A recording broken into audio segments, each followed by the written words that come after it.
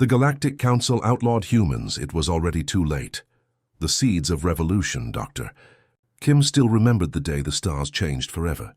She had been a graduate student at MIT when the Vorathan scout ship descended through Earth's atmosphere, its crystalline hull refracting sunlight into impossible colors. That was 50 years ago, when humanity still thought it was alone in the universe. Now, standing in her laboratory aboard the orbital research station Armstrong, Sarah gazed at the quantum drive prototype humming on her workbench. The Vorathans had given humanity the basic principles decades ago, expecting it would take centuries to master. Humanity had understood it in 5 years and improved it in 10. Dr. Kim, her assistant Marcus called from across the lab. "You're going to want to see this." Sarah floated over in the low gravity, her grey hair drifting around her face. Marcus was analyzing data streams from their deep space monitoring network, a network the Galactic Council didn't know existed. "What am I looking at?" Sarah asked. "Encrypted transmissions. Council ships are mobilizing across the outer rim sectors." Marcus highlighted several data points on his holographic display. "And they're concentrating near the approaches to our space." Sarah felt her stomach tighten. They had known this day would come. From the moment the Galactic Council made first contact, offering technology with one hand while measuring humanity with cold, calculating eyes, the brightest minds on Earth had understood the truth. The Council feared what they couldn't control. "How much time do we have?" she asked. "Days, maybe. The pattern suggests they're preparing for a coordinated action." Marcus met her eyes. "They're going to try to contain us, aren't they?" "Yes." Sarah moved to her private terminal and began sending encrypted messages to contacts across human space and beyond. "But we've been preparing for this since the beginning. 50 years earlier, when Ambassador Chen Wei stood in the Galactic Council chambers for the first time, he had been overwhelmed by the majesty of it all.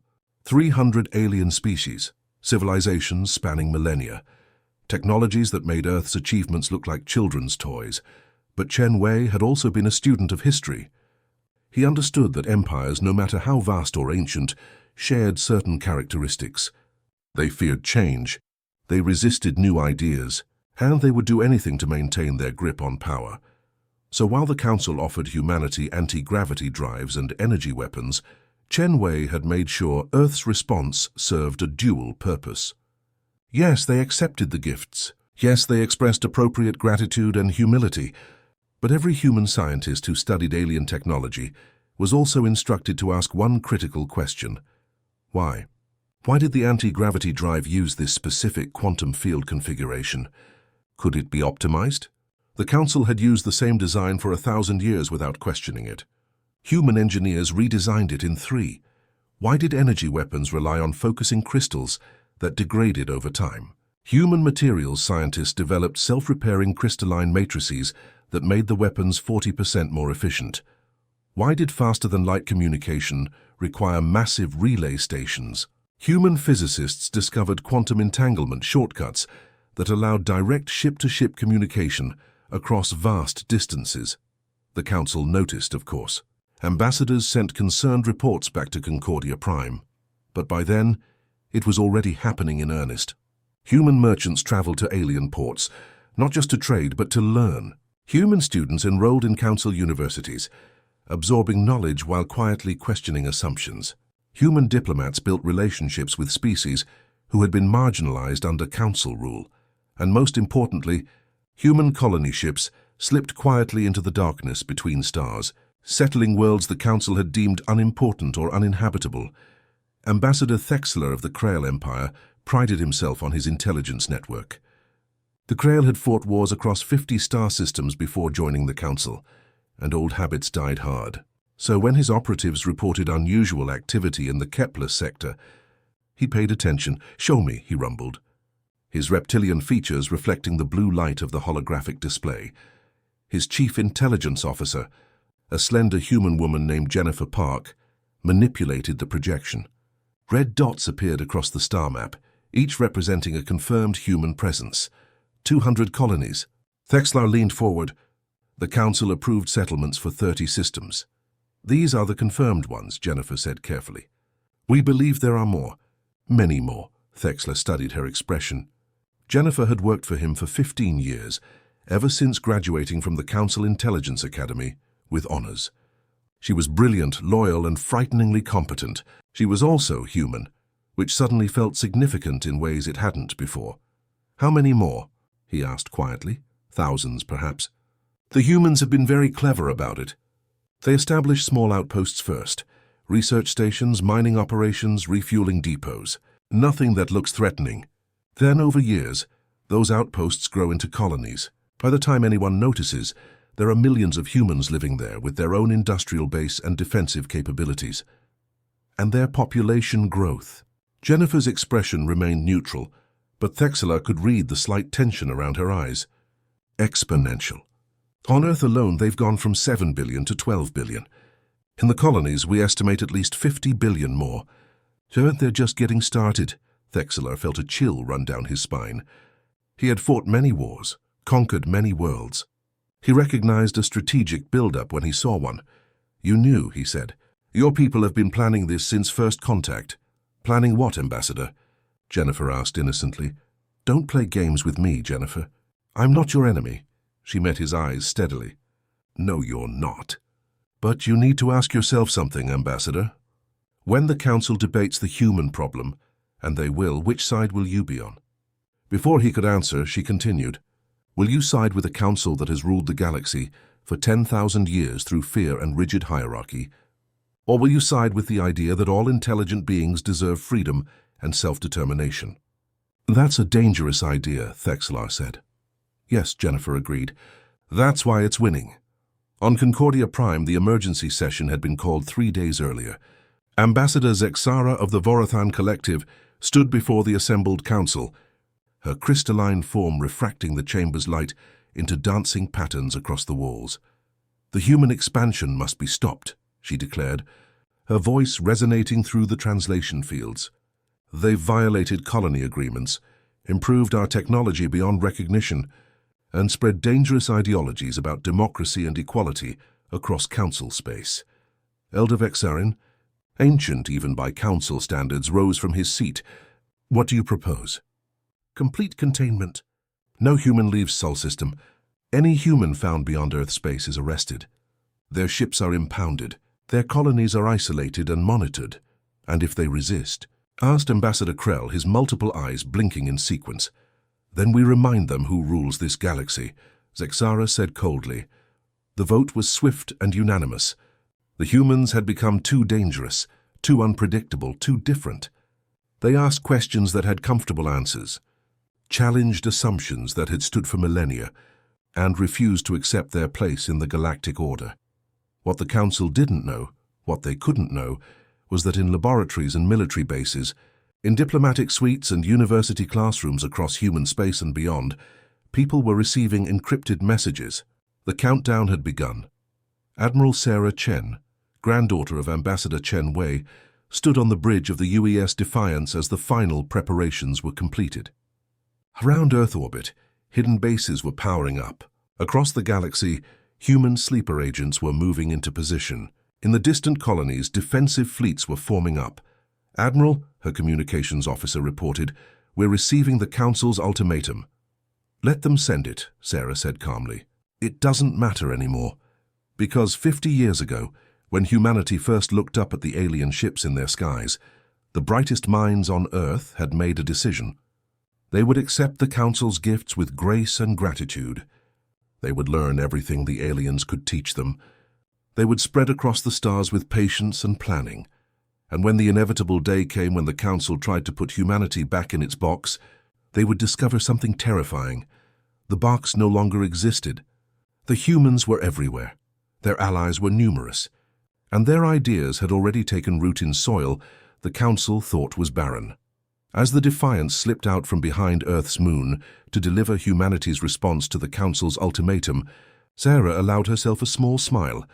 It was already too late to stop them. It had been too late from the very beginning. The containment failure Admiral Krextar had commanded fleets for 40 years. He had crushed rebellions, pacified border worlds, and enforced Council law across 3 galactic arms. Standing on the bridge of his flagship Dominator, watching 500 warships form a perfect blockade around humanity's home system, He felt confident. All vessels report ready. Admiral, his tactical officer announced. Broadcast the containment order, Krextar commanded. Across every human communication channel, the message appeared. By order of the Galactic Council, humanity is hereby confined to Sol system. Any attempt to leave will result in immediate destruction. The response came within minutes. A single ship emerged from behind Earth's moon, sleek, black, bristling with weapons that didn't match any known design pattern. "Sir, we are receiving a transmission," the communications officer reported. Admiral Sarah Chen appeared on the main screen. Her grey hair was pulled back severely, and her eyes held no fear whatsoever. "I am Admiral Chen of the United Earth Space Force," she said calmly. "You've made 3 critical mistakes today, Admiral Krextar." Krextar leaned forward. Bold words for someone facing 500 warships. "Your first mistake," Sarah continued as if he hadn't spoken, "was assuming we weren't ready. Your second was believing your intelligence reports about our fleet size and capabilities." She paused. "Your third mistake was thinking you could threaten us into submission." "Destroy that ship," Krextar ordered.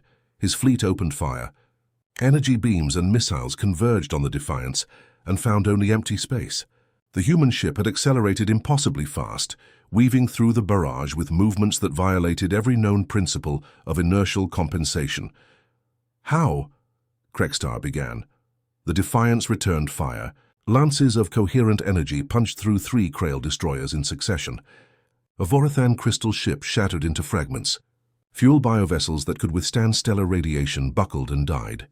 "Impossible," Krextar whispered. Then the trap closed.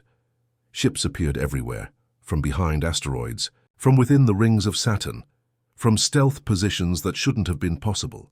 Dozens of human vessels surrounded the blockade fleet, each one using technology that made Council weapons look like ancient relics. "Admiral," his sensor operator called out in panic, "I'm detecting massive energy signatures throughout the system. There are human ships everywhere." Krextar stared at his tactical display as red symbols multiplied. Intelligence had reported maybe 200 combat vessels.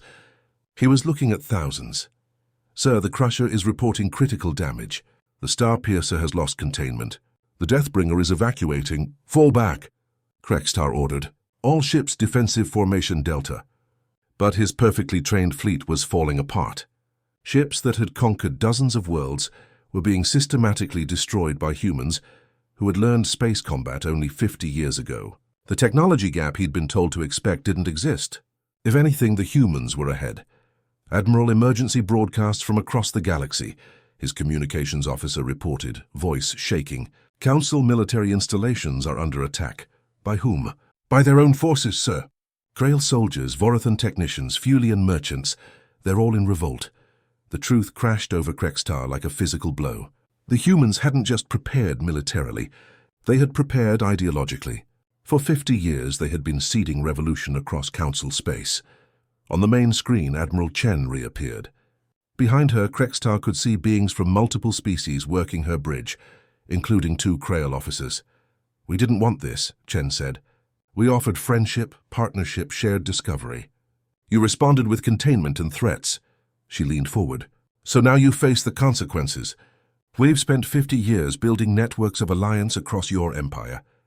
We've found every species you've oppressed, every world you've exploited, every being who dreamed of freedom."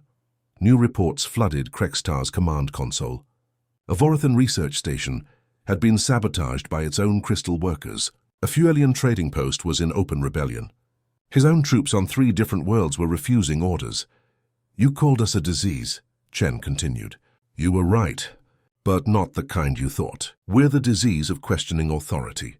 The disease of believing all beings deserve dignity and choice. The disease of hope." Krextar's fleet was in full retreat now. Half his ships were damaged or destroyed. The survivors fled toward the outer system, pursued by human vessels that seemed to anticipate every tactical decision. "Admiral," his intelligence officer said quietly, "we're receiving updated data on human colonies. The numbers we had were completely wrong." "How wrong?" "We thought they had 200 settlements.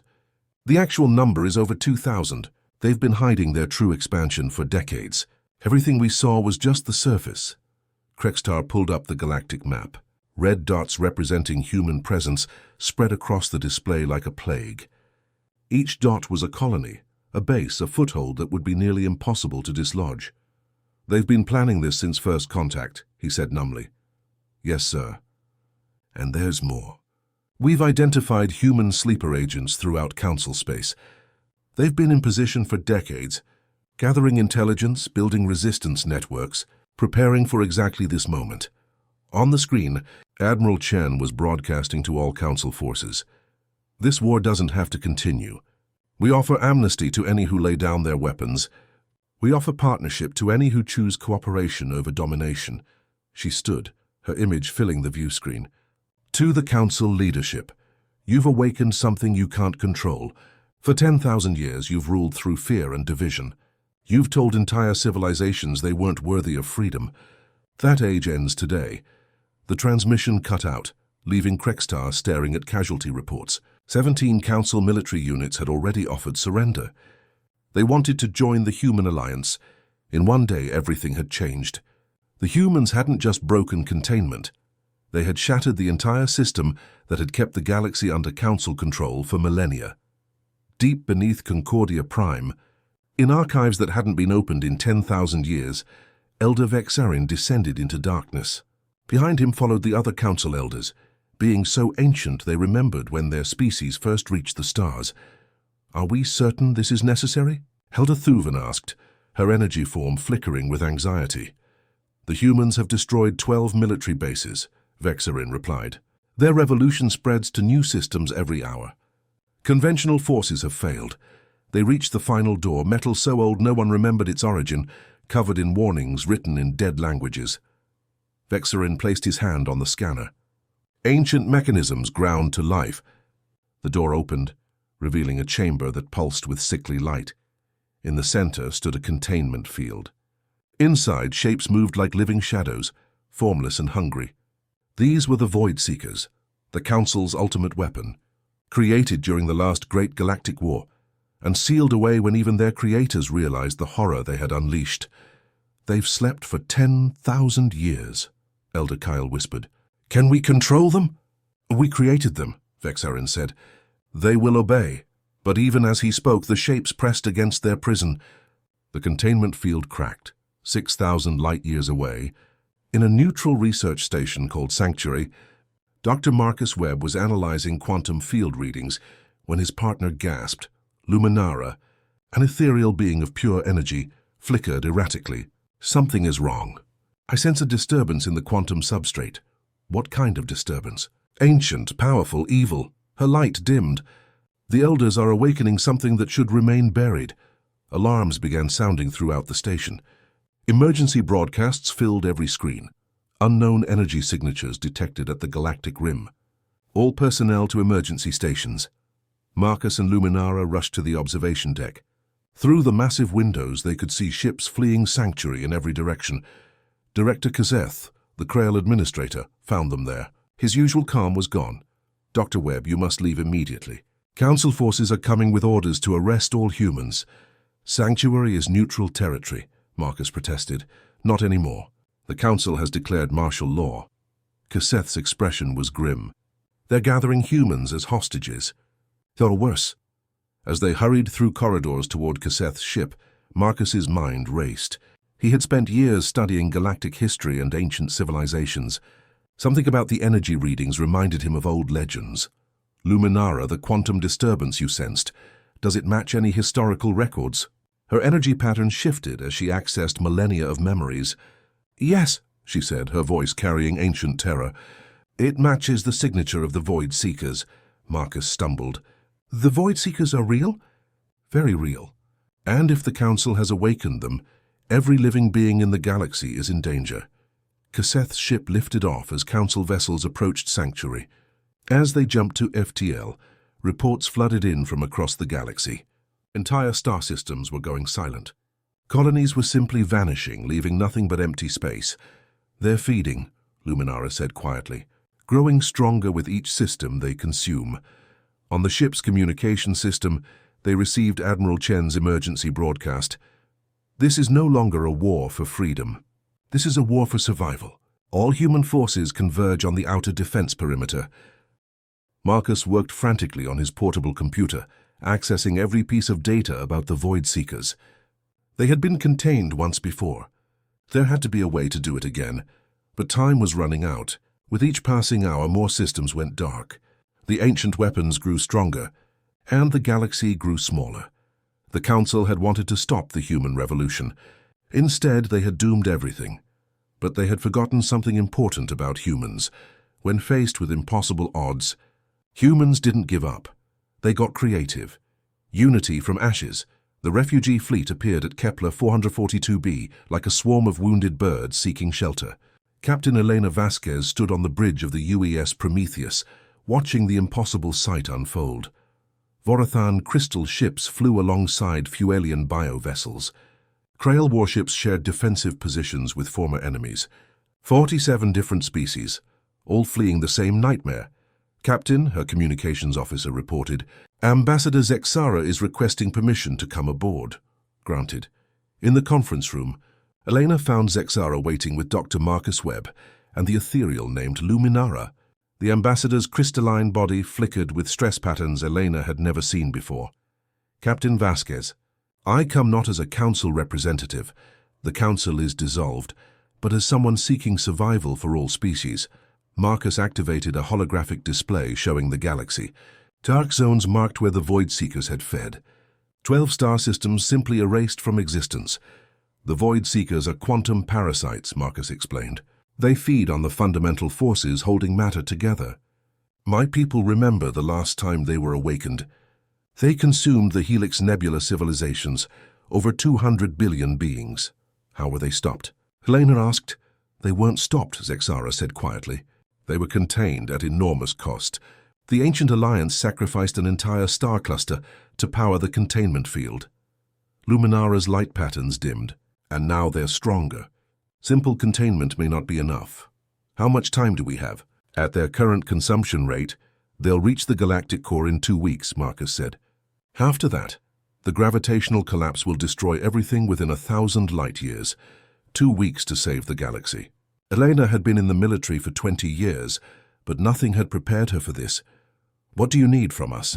The human fleet is the only force still intact, Zexara said. Your technology is the most advanced. If anyone can find a solution, it's humanity. Alarms cut through the conversation. Captain, to the bridge!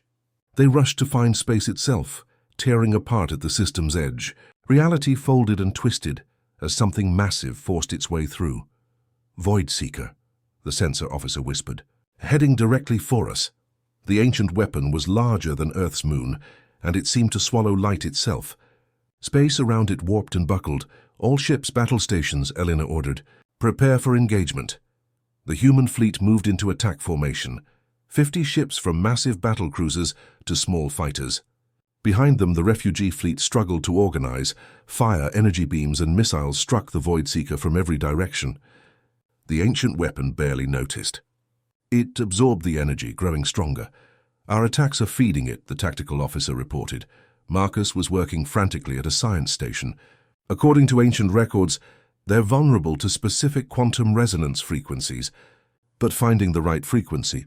Do it, Elena ordered. Whatever you need. Luminara interfaced directly with the ship's computers. I can access the quantum resonance generators, but I need time. The Void Seeker was getting closer. Ships throughout the fleet were falling back, their weapons useless. Frequency calculation complete, Luminara announced. But the power requirements are enormous. We'll need to channel our entire fusion output. Do it. The Prometheus shuddered as every system was rerouted. Throughout the ship, lights dimmed and non-essential systems shut down, generating resonance pulse. A wave of energy erupted from the Prometheus.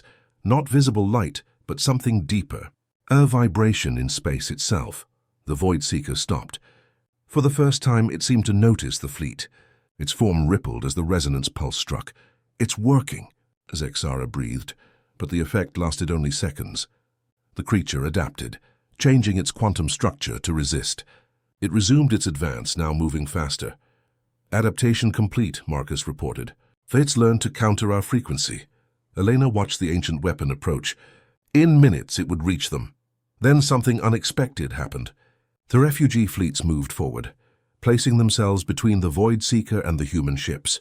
"What are they doing?" Elena asked. Zexara was receiving transmissions. "They're offering themselves as sacrifices to buy us time to escape. Beings who had been enemies days before were now willing to die to protect humanity." "Like hell," Elena said. "All ships, full retreat. We're not leaving anyone behind." "Captain," Marcus called out, "I have an idea. If we could generate multiple pulses simultaneously from different ships, a resonance cascade," Luminara added. "It might disrupt the creature's quantum coherence permanently." Elena opened a channel to all ships. "This is Captain Vasquez. We need every ship with quantum generators to coordinate a simultaneous resonance pulse. Link your targeting systems to ours." One by one, ships confirmed. Human vessels, Vorathan crystal ships, Krail warships, Fulian bio vessels. All working together for the first time in galactic history. "Charging quantum generators," the engineering officer announced. "All ships report ready." The Void Seeker was close enough now to begin affecting their hull. Reality twisted around them. Fire. 50 ships released their resonance pulses simultaneously. The waves combined and amplified, creating a quantum storm that tore through local space. The Void Seeker writhed. Its form began breaking apart, dark matter scattering like smoke. Then it exploded. The blast wave threw ships across the system. The Prometheus tumbled through space, hull cracked and power systems failing. But when the energy cleared, the Void Seeker was gone. "We did it," someone whispered. Elena looked around at her battered crew. They had won. But more importantly, they had proven something. Unity was possible. "Get this information to Admiral Chen immediately," Elena ordered. "If we can coordinate fleet-wide resonance pulses, we might be able to stop them all." At the Galactic Core, Admiral Sarah Chen commanded the largest fleet in history. 1,200 ships from 93 different species, all united by a common purpose: survival. "Final count confirmed," Commander Walsh reported. "Quantum resonance network online." Sarah studied the tactical display. Dozens of Void Seekers had gathered at the Galactic Center, feeding on the energy pouring from the massive black hole. They had grown enormous, some larger than space stations. "Admiral," her science officer reported, "we're detecting quantum instabilities in the black hole's accretion disk. The Void Seekers are affecting the fundamental forces keeping the core stable." "How long before critical failure?" 6 hours. 6 hours to save not just civilizations, but the galaxy itself. A transmission came from Concordia Prime. Elder Vexarin appeared, standing in a damaged command center. "Admiral Chen, I take full responsibility for this catastrophe, but perhaps I can help. The ancient records contain information about the Void Seeker's original creation. I may be able to modify your resonance pulse to reverse the process entirely." Sarah felt hope spark. "What do you need?"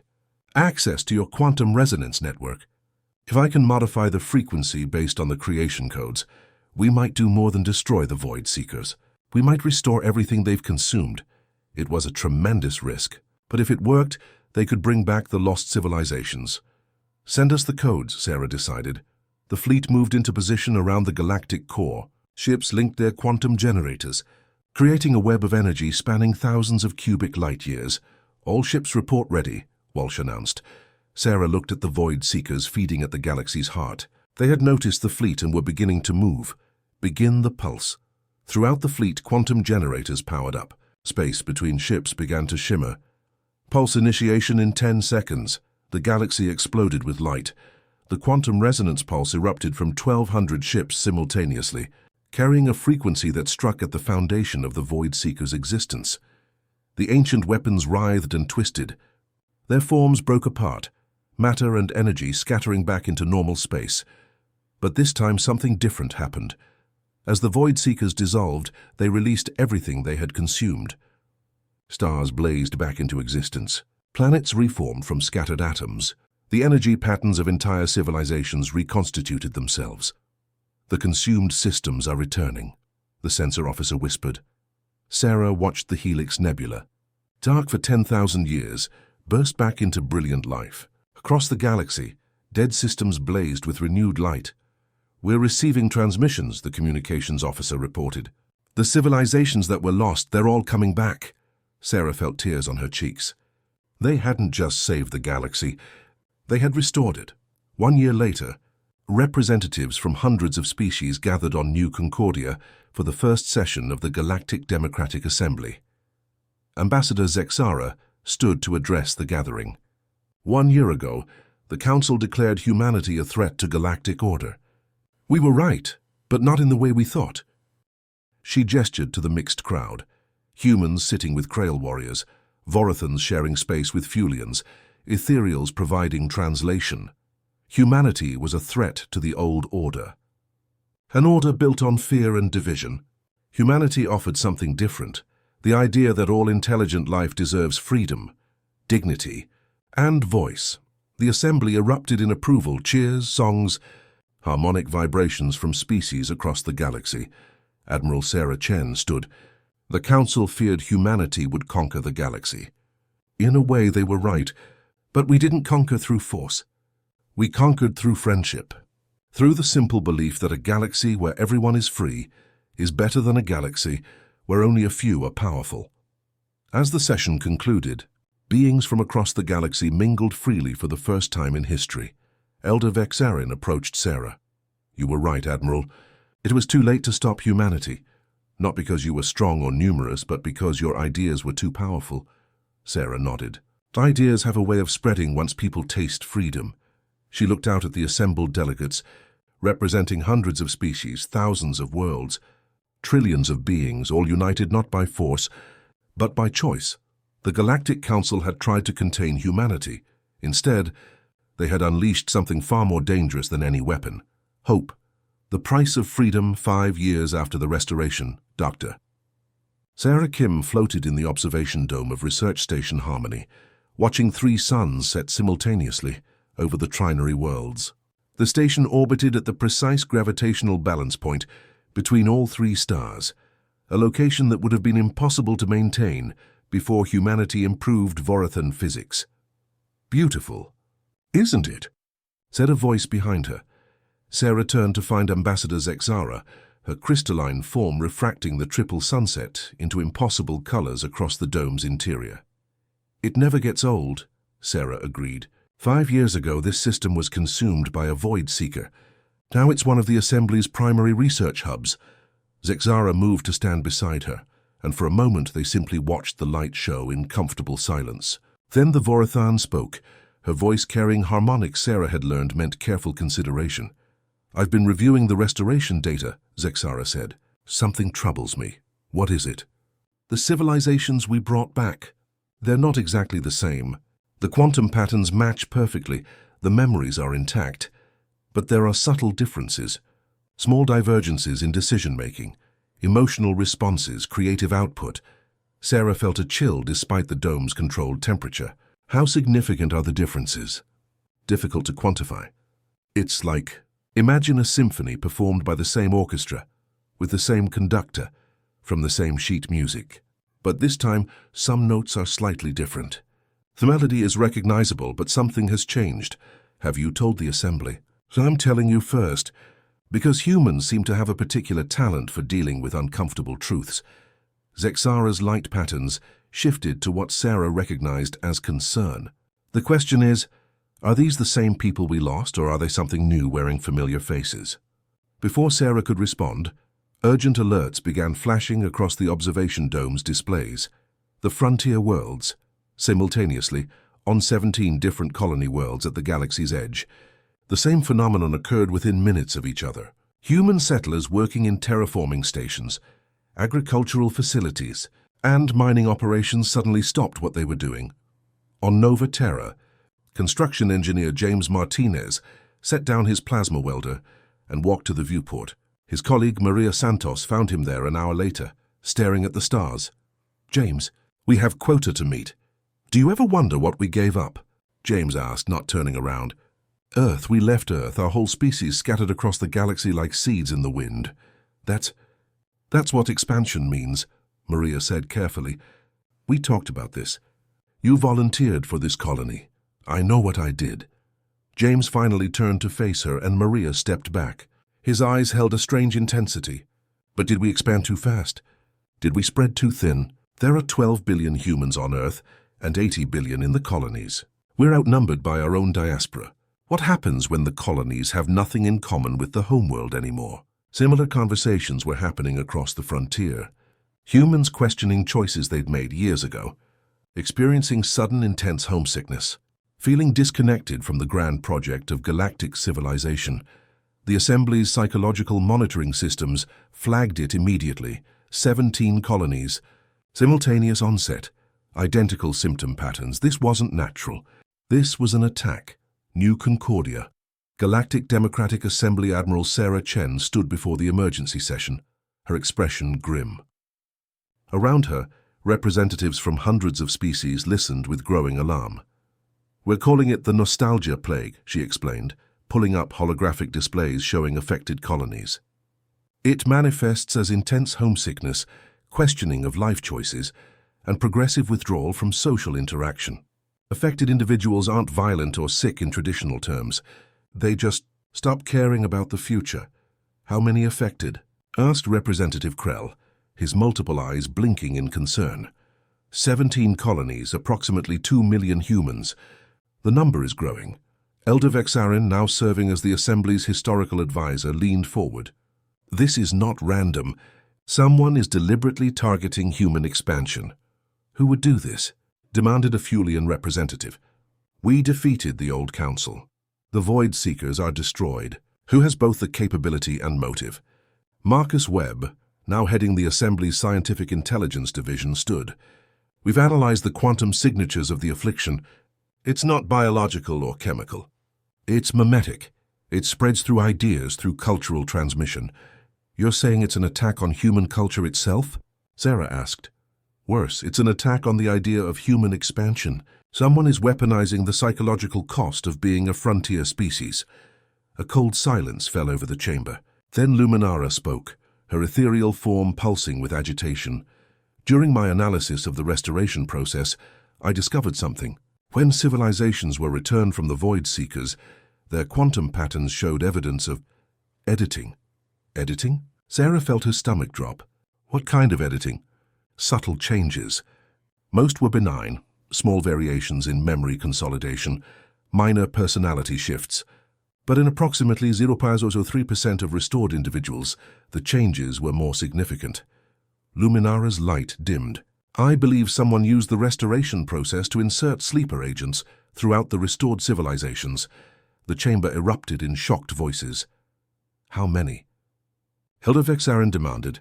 "Based on restoration statistics, approximately 6 million individuals across all restored species. Most don't even know they've been altered. They live normal lives until a specific trigger activates their conditioning." "And you think these agents are behind the nostalgia plague?" Sarah asked. "I think they're the delivery mechanism. They spread the mimetic weapon through normal social interaction, conversation, cultural exchange. And because they appear completely normal, they're impossible to identify until after they've already spread the contagion." Representative Krell stood, his massive form towering over the others. "Then we have no choice. We must quarantine all restored individuals until we can identify the altered ones." "Absolutely not," Sarah said sharply. "We're talking about billions of beings. Most are innocent. We can't punish them for being victims." "Then what do you propose, Admiral?" Krell challenged. "We let this weapon spread until human expansion collapses, until the entire project of galactic democracy fails." Sarah looked around the chamber at faces and non-faces, representing hundreds of species. 5 years ago they had united against the Void Seekers. Now they faced a different kind of threat, one that turned their own restoration against them. "We find who's really behind this," Sarah said, "and we stop them at the source. The Shadow Network, unknown location. In a facility hidden in the dead space between galactic arms, a figure watched multiple holographic displays. Each screen showed a different human colony, each colony showing signs of the spreading affliction. The nostalgia plague is performing as predicted," reported a synthesized voice. 17 colonies compromised, with exponential spread expected." "Excellent," the figure replied. Its form was humanoid but indistinct, as if reality couldn't quite decide what it should look like. "How long until human expansion stalls completely?" "At current progression rates, 6 months. Human frontier colonies will become unsustainable. Settlers will return to Earth, the diaspora will collapse, And the assembly? Fracturing as predicted. Species are beginning to question whether the human model of rapid expansion is viable. Fear and doubt are spreading faster than the plague itself. The figure smiled, or did something that approximated a smile. The Galactic Council failed because they used force. The Void Seekers failed because they were too destructive. But this is elegant. Humanity's greatest strength, their ability to spread and adapt, becomes their greatest weakness. What about the Chen woman? She's mobilizing resources to investigate. Let her investigate. She'll find only shadows and dead ends. By the time she realizes the truth, it will be too late. On the displays, more colonies showed the first signs of infection. Human settlers turning inward, questioning their purpose, losing faith in the grand experiment of galactic civilization. Humanity wanted to spread freedom across the stars, the figure mused. They never considered that freedom includes the freedom to give up, the freedom to go home, the freedom to admit that perhaps the galaxy is too big, too cold, too empty for one species to fill. Another voice spoke from the shadows. And when humanity retreats, then we'll have demonstrated the fundamental truth the old council never understood. Rapid expansion is inherently unstable. Species that spread too fast collapse under their own weight. The galaxy requires order, hierarchy, controlled growth, a new council, a better council, one that learned from the mistakes of the past, one that uses psychology instead of force, culture instead of weapons, fear instead of oppression. The figure turned away from the displays. Contact our agents in the restored populations. It's time to accelerate the next phase. If the assembly wants to investigate, let's give them something to find, something that will tear them apart from within. Research Station Harmony, 3 days later, Dr. Marcus Webb stared at the data streaming across his terminal, his face pale. This can't be right, he muttered. Sarah Chen, summoned urgently from her flagship, leaned over his shoulder. What am I looking at? Genetic analysis of affected colonists. I was looking for biological markers, anything that might explain susceptibility to the nostalgia plague. He pulled up a comparison chart. But look at this. The affected individuals show quantum signature variations consistent with restoration anomalies, Sarah finished, feeling ice in her veins. You're saying the plague only affects people who were restored? No, worse. Marcus highlighted specific data points. It affects people who've had significant contact with restored individuals. The plague uses restored people as carriers, but it can jump to anyone. And once it jumps, it mutates, Sarah said, seeing the pattern. Each transmission adapts it to new hosts. It started with humans because we're the primary expansion species, but it won't stay limited to humans. Give it time, and it will spread to every species in the assembly. Not the same symptom pattern, but the same fundamental attack, making beings question their purpose, their expansion, their place in galactic civilization. Sarah sank into a chair. How long until it jumps species? It may already have. We won't know until other species start showing symptoms. Zexara entered the lab, her crystalline form flickering rapidly, a sign of extreme agitation Sarah had rarely seen. Admiral, we have a situation. The Vorathan Collective is calling for an emergency vote to expel all restored individuals from assembly territory. The Krail Empire is threatening to do the same. If we don't find a solution soon, the assembly will tear itself apart, Sarah stood. Then we need to move faster. Marcus, I want every xenopsychologist, quantum physicist and cultural anthropologist we have working on this. There has to be a cure, a counter-meme, something. Admiral. Luminara materialized in the lab, her ethereal form pulsing urgently. We've detected unusual quantum communications originating from the dead space between galactic arms. The pattern matches the signature of the mimetic weapon. Can you trace it? I can try. But, Admiral, whoever is behind this, they're not using any known council technology. This is something new, or something very, very old. Sarah looked at the three beings who had become her closest allies. A human scientist who questioned everything, a former enemy who chose friendship, and an ancient ethereal who remembered civilizations long dead. 5 years ago they had saved the galaxy from the Void Seekers. Now they faced something, potentially more dangerous, an enemy that understood. Humanity's greatest strength was also its greatest vulnerability. Assemble. A task force, Sarah ordered. Volunteers only, mixed species. We're going into the dead space to find whoever is behind this. That's suicide, Marcus protested. We don't even know what we're facing. No, Sarah agreed. But we know what happens if we don't try. The assembly fractures. Species retreat behind old borders. Everything we built collapses. She looked at each of them in turn. 5 years ago, humans asked the galaxy a question. What if everyone was free? Now someone is asking a different question. What if freedom isn't enough? We need to answer that question before it destroys everything. Zexara's light patterns shifted to determination. Then we'd better find a good answer. Subscribe for more HFY stories. Watch more sci-fi action. Next video. Vengeance of Humanity. How we annihilated our enemies. HFY Sci-Fi Story.